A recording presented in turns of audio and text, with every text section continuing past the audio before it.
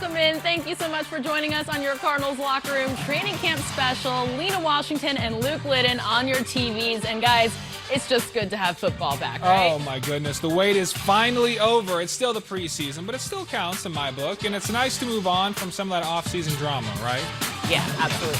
Coming up, live coverage from Cincinnati and exclusive interviews. Plus, all you sports bettors out there, we're taking a look at some of the Cardinals' odds, and you'll hear from our very own Cardinal insiders. All right, from Kime time to Cam time, let's bring back in our own Cameron Cox live in Cincinnati for our triple threat conversation. Guys, we know Steve Keim is not going to want to talk about the strange or funny off-season that his guys have experienced, from Kyler's homework clause, the drama surrounding that, to more serious matters, of course, involving the team's running backs coach being charged with domestic battery. So how do these off-the-field issues affect the Cardinals moving forward? Cam, we'll start with you. Well, right now it's kind of been the talk of training camp, and that's kind of been unfortunate because you thought once Kyler got his new deal, everything was going to be okay.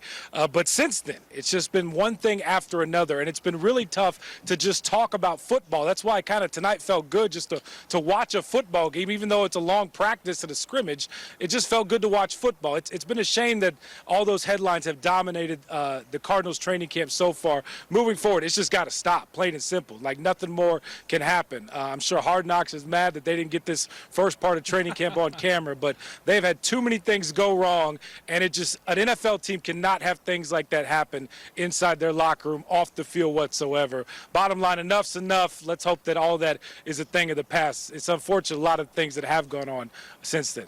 That would be some juicy drama if somehow the Cardinals were on the first half of the Hard Knocks season. Man, oh man, would we love to see that. But I think it's naive of us to think that it doesn't affect the team somewhat, right? Like we were talking about, I just feel like it's a lack of focus for this team. It's a big laundry list of all the headlines that have happened this offseason, all the action coming off the field, and you've got to think this team is trying to say, let's tighten up, let's get better here. And I think we should really keep a close eye on that moving forward, because as we're inching closer to the regular season, you hope these kind of issues finally slide to the wayside, because if it keeps happening, I think it might be a very long season for this team. Yeah, and that's actually what Cliff Kingsbury said just a couple days ago, was he hopes this is just them getting this out of the way so that there's no more drama moving forward. Of course, we know with D-Hop being out the first 6 games, we know there's little room for error for a lot of these guys like Hollywood Brown, who was arrested for speeding. So that's the second guy to be arrested for speeding or caught speeding, right? Shout out to Zaven Collins. J.J. Watt will never let him forget that, right? Never.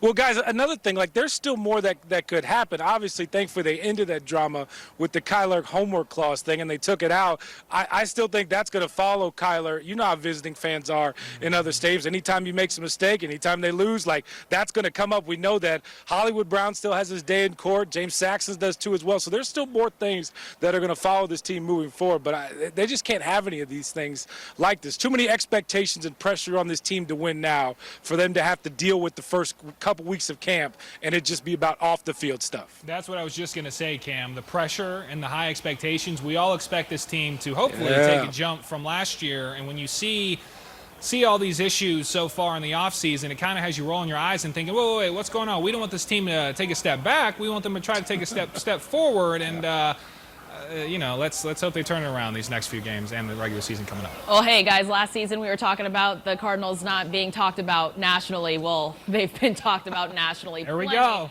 Just not about football. It's that time. Time to get out your betting apps. We're talking the Cardinals odds in tonight's Odds Couple. Welcome on in, everybody, to the Odds Couple. It's time to put our betting caps on and talk about the Cardinals odds for the 2022 campaign with our betting analyst, Jared Smith. Now, remember, this is a safe space. There are no hard feelings if we happen to bet against the Cards. We're hoping to make money, not lose it. Yeah, we only bleed one color in the gambling world. It's green. You know, I know a lot of people out there bleed red for the Cardinals, but it's a money space, so we're going to try to give you the best information possible so you can try to make a little bit of that green.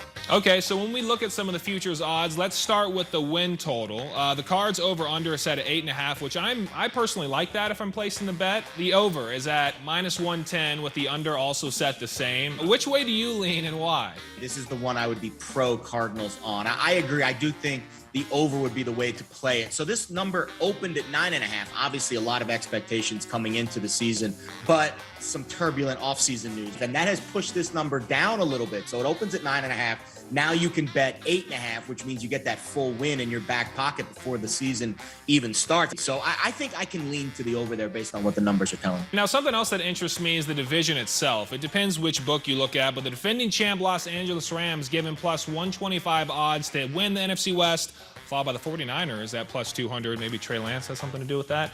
And then no more Russell Wilson in Seattle. It'll make those odds skyrocket to plus 1,800, while the Cards plus 300 in most books. So, Jared, would you sprinkle a little bit of money on the Cardinals to win the division, or no? I would not. Listen, I Come I on. think, 3-1, you're getting a $300 return on your $100 bet. That certainly sounds good. But then you look at what the schedule is and you look at the other teams in the division. There are teams in the division better than the Cardinals. And I don't think the number is so big that you're going to feel really good about betting it. I would probably stay away from the division bet on Arizona. I know there's some Cardinal fans that are probably unhappy with you right now, but I think you might be right with that bet. You got it. We're talking money here. Last question for you. We know the Super Bowl's in Arizona. Could lightning strike a third time? We had the Bucks, then we had the Rams. Now we're talking about the Cards. The odds are around plus 3,100. But imagine that payout. Imagine. Yes, that's why those casinos are so bright and shiny, Luke, because you see it on your ticket. Oh, Yep. $100 wins $3,200 on those odds. It's the second half of the season that has been such a bugaboo for Cliff Kingsbury from games 8 on. Now, this dates all the way back to 2013. Don't say it. Don't say it. 17-45. Ah.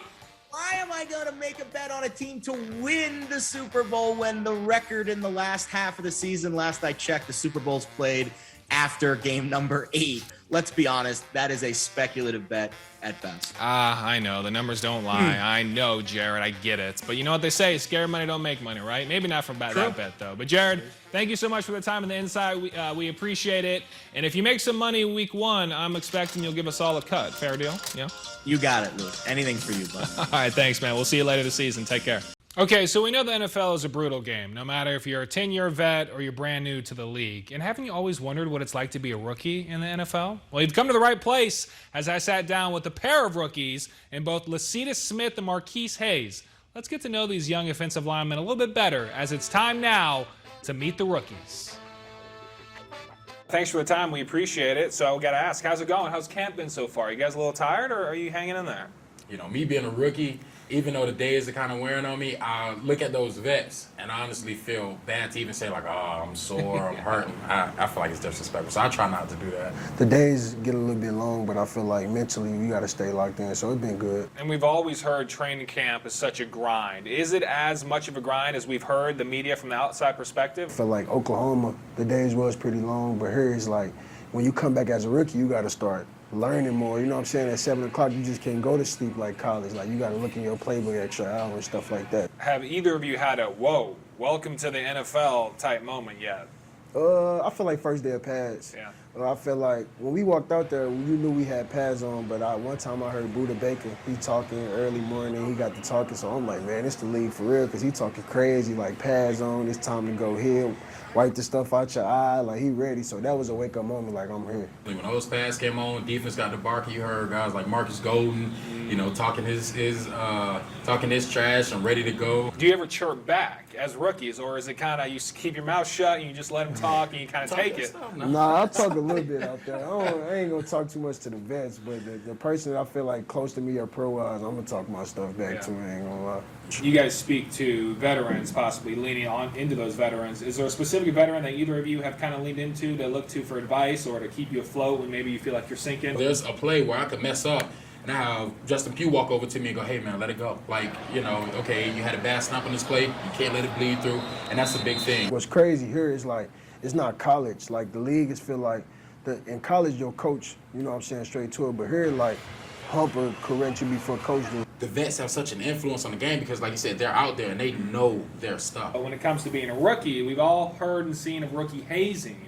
Is that a thing? Does that exist here for you guys as rookies? Be honest with us. We got to hear about this. I say beach love is popcorn. There's different stuff like foods and stuff and like getting up, saying our school anthems and different things like that. Can you give us a little You know he's Sample? better.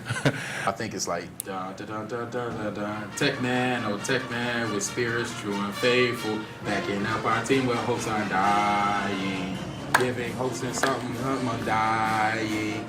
Give our schools something, Ray oh, we're the pride of VTR.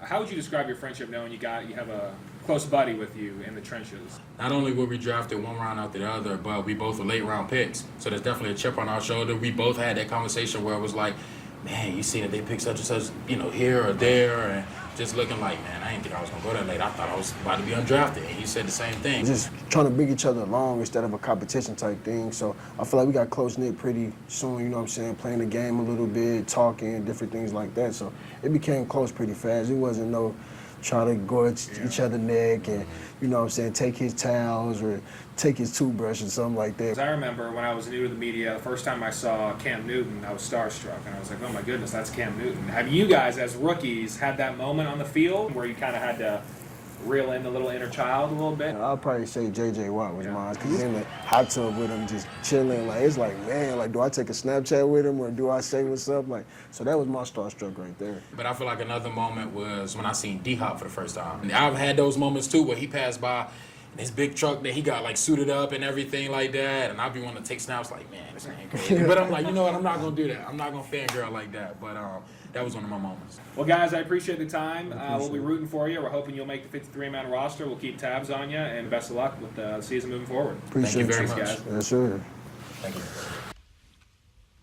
Now it's time to hear from y'all who've been watching, tapped in with us, texting us in the Text Team 12 messages, and we've got some to get to. I want to get to Doug in Glendale, who already gave us his prediction. He says he expects nothing more than 7-10 from this squad because the schedule is just too tough to overcome, which we were actually discussing. Without D-Hop in that first 6-game stretch, it is brutal. 7-10, no respect. It's only the first game of the preseason. Let's calm down a little bit, but I do think that first 6-game stretch is really crucial to their longevity of the season.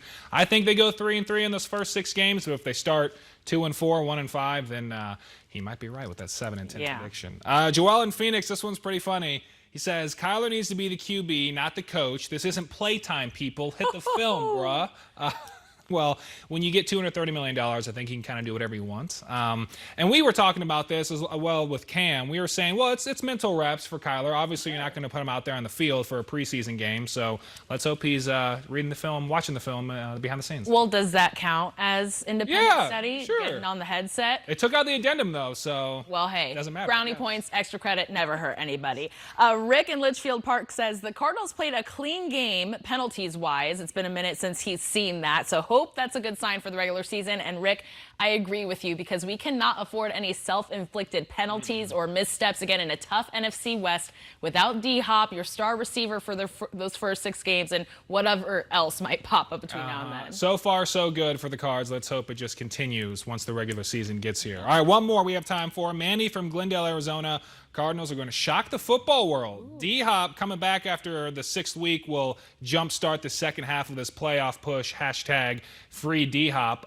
Let's hope. Let's keep our fingers crossed. We know what the guy can do. Let's hope he's super, super healthy when he comes back and can make an immediate impact even with those 6 weeks off. Yeah, a lot of free D-Hop hashtags in our Text Team 12 messages.